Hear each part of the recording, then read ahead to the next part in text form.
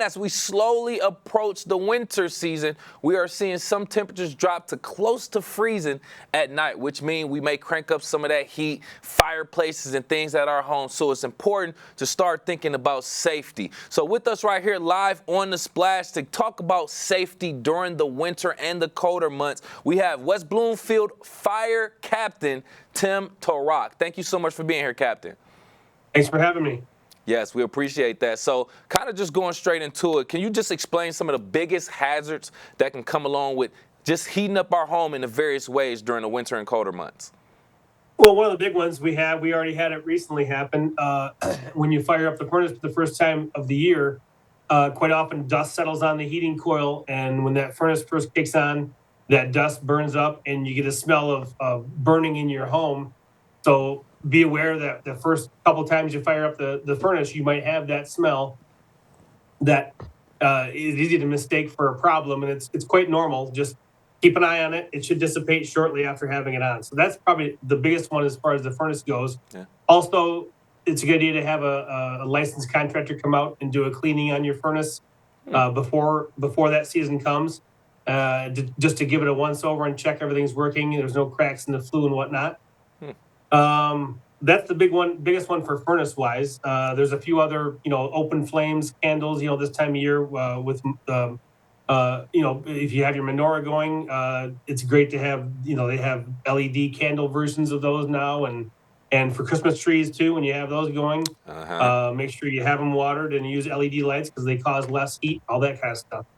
You brought up a good point with the candles. Didn't think about that. Yes, lighting the home with candles. A lot of people like to have seasonal candles during this time, so I can see that also. But having a contractor come out and look at your furnace, that's a new one. I haven't necessarily thought of that, but I'm glad we have that information from someone who's seen it all in many different situations. So we spoke on the furnace.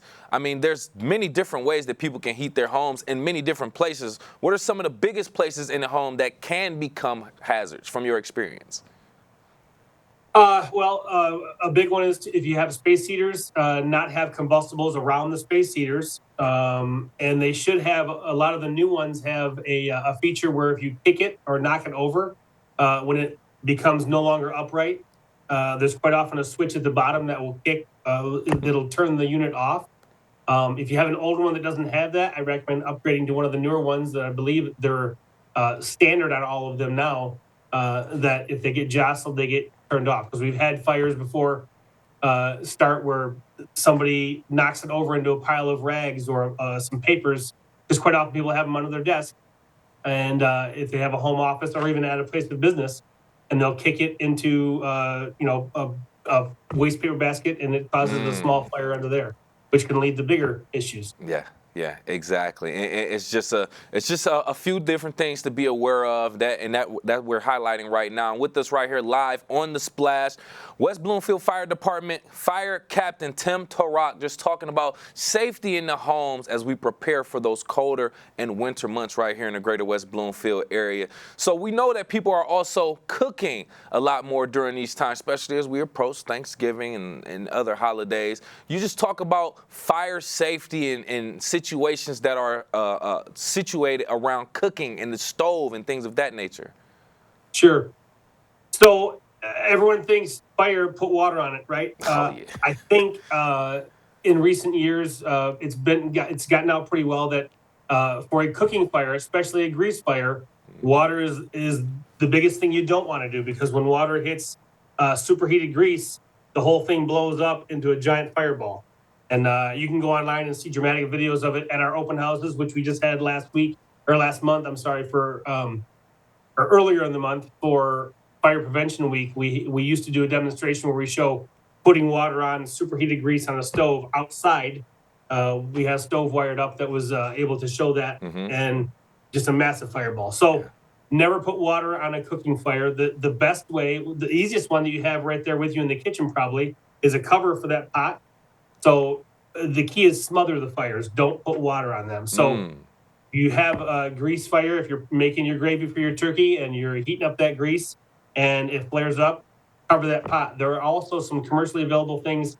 One's called the Prepare to Hero.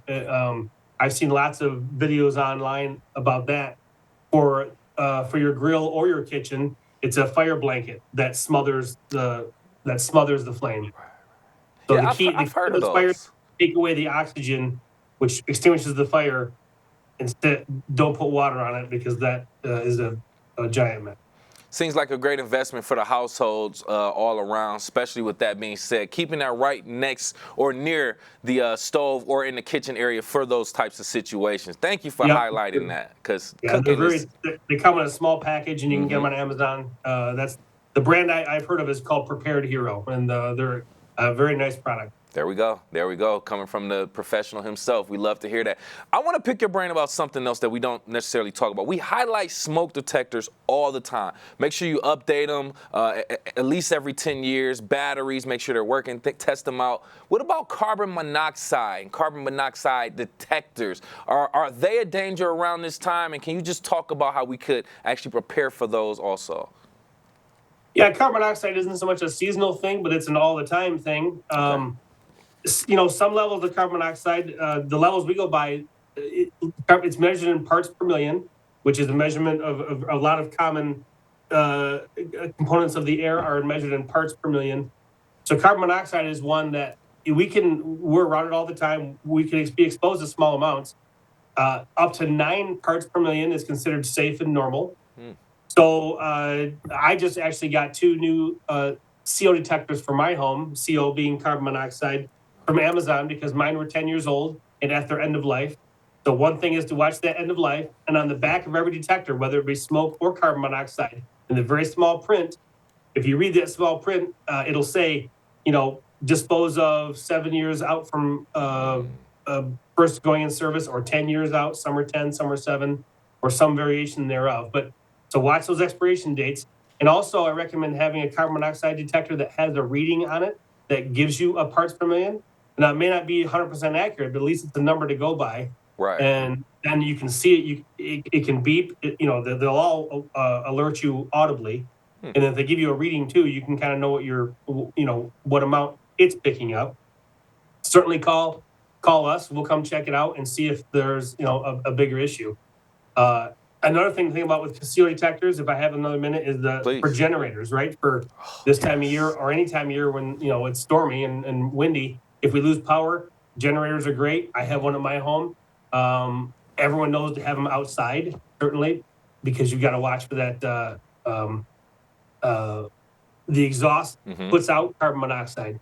So I had a call, a couple years ago, where a gentleman did everything right. He had it outside of his home running in a storm, and he had a lot of CO in his house, and his alarms were going off. Thankfully, he had alarms, and they called us, and I said, "Hey, this is weird. It's outside." And then I noticed a basement window near where he had the generator going, and the basement window was cracked with letting in some air. He didn't think of it, and that was just happened to be near the exhaust. So when you place those those generators, look for open basement windows. Look for any points where air can get in the house, because if it can get in, it will, and it is a danger. Ooh, that was a great thank you for providing that story and that example, because that's one of those small things, like you said, you may not pay attention to, but yeah, it could lead up to danger. So generators as well, something that could be a danger to the home, but make sure you're taking your extra precautions there. With us right here live on The Splash, talking about safety in and around the home as we prepare for those winter and cold months, from the West Bloomfield Fire Department, Fire Captain Tim Torok. Just a couple more questions real quick, Captain, if you don't have, if you have the time. First and foremost, just very briefly, are there any other things in or around the home that could be flammable that people may not even know about? Boy. Well, over the years, everything we have is more flammable than it used to be. The blanket that you have at night just to be comfortable and snuggle up on your couch is made of polyester and flammable materials. So everything heats up faster than it used to. The couch is burned now. We call it legacy construction. In this business, we call it legacy construction versus modern construction. So the average home, there are videos online, and you can see those too, but there are videos online that show a cigarette dropped into a couch in 1972 takes 5 minutes to get a full living room going in full flame. and that same cigarette dropped into today's couch with today's furnishings and today's draperies and today's carpet can get that entire room in a raging inferno in 2 minutes. Ooh. So it's really crazy how just the components of your house are much more flammable than they used to be because things are cheaper and more readily produced. If they're not cotton, now they're all synthetics. So just keep any heating source that you have, keep those combustibles, give them a distance, let everything breathe, let things air out. If you smell a weird smell, air things out. And if you need to call us, and we're happy to come check things out. We appreciate that. Lastly, last question before we let you go. Just a couple quick things that we can do to prepare now for family emergencies. It's great to have a plan. We stress whenever we have families come through or students come through on a tour. Hey, go home and tell your parents check those detectors twice a year when you change your clocks, change your batteries, or at least check your batteries. In recent years, detectors are smoke detectors and CO detectors are going with lithium batteries that have a 10-year life. So you're not really changing batteries so much, but it's certainly a good idea to keep an eye on those and check those dates. When were they purchased? When did they go in service? And are we at those expiration end of life dates? Yeah. And also, God forbid you have an issue in the home, let's plan where we're going to be so that if you have a fire or a fire alarm and little Timmy runs to the backyard and Johnny goes to the street and the parents go to the street, we're not looking, hey, we're missing one. So make sure all the kids, hey family, if we're going to have an issue, let's all meet in this place so we know we're all here. And then when we get there, we know quite often the front of the house is a great spot. So then the first thing we say, hey, is everybody out of the house? And then, we can have a quick answer to that very important question. Hey, we appreciate all the information that you provided today, and we appreciate your time. Once again, from West Bloomfield Fire Department, Fire Captain Tim Torok, thank you so much for your time and information, sir. Thanks for having me. Yes. Take care.